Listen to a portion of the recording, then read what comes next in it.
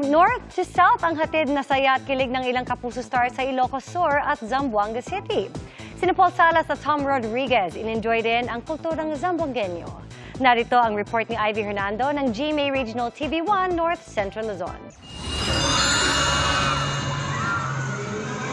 Talaga namang nag-shine on Zamboanga stage ang shining inheritance actor na si Paul Salas. Habang intense kilig naman ang dala ni Tom Rodriguez.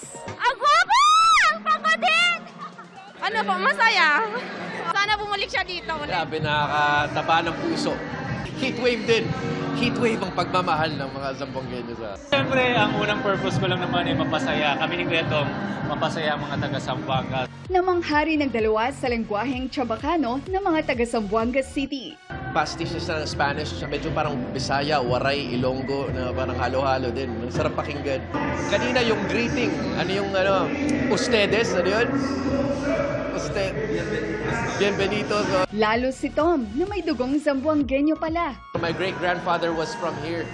Kaya I would like to explore those roots. Kasi yung alam kong roots ko yung sa Samar lang. Pero hindi ko pa na-explore yung sa Zamboanga na side. Sa Santa Lucia, Ilocos Sur naman, dagdag sparkle ang dala sa pinakaunang Rambak Mani Festival ni sparkle artist Angela Alarcon. Aabangan si Angela sa kanyang challenging role sa GMA Prime series na Black Rider. Sobrang nag-enjoy po ako. Grabe po mag-jamming yung mga tao. Kaya grabe po yung energy ninyo. Walang sawa po yung pag-suporta niyo sa akin on stage. Sa highlight naman ng pista na Search for Miss Rambak Mani Festival 2024 nang harana sina All Out Sundays star John Rex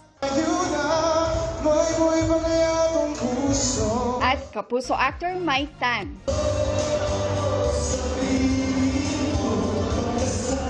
Sobrang accommodating po lahat ng mga tao dito at nag-enjoy po ako. Nakakatuwa kasi at least nabuboost na natin yung mga small towns sa Ilocos. Layon ng Rambak Mani Festival 2024 na i-promote ang mani bilang one town, one product ng bayan ng Santa Lucia.